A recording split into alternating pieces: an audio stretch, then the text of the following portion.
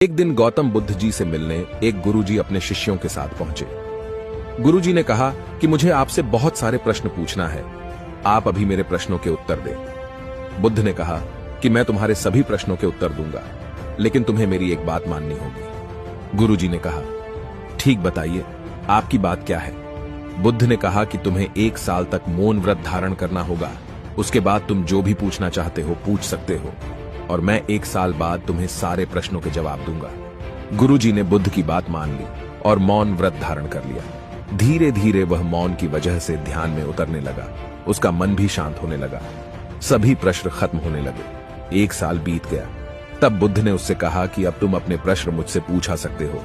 ये बात सुनकर गुरुजी हंसा और कहा कि आज मेरे पास आपसे पूछने के लिए कोई प्रश्न नहीं है।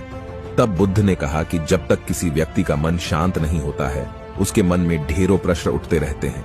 उसकी परेशानियां बनी रहती हैं, और मन की एक अवस्था में प्रश्न होते हैं और दूसरी अवस्था में उत्तर होते हैं, और झूठ की वजह से हमारा मन उत्तर की अवस्था तक पहुंच ही नहीं पाता है और कभी शांत ही नहीं होता।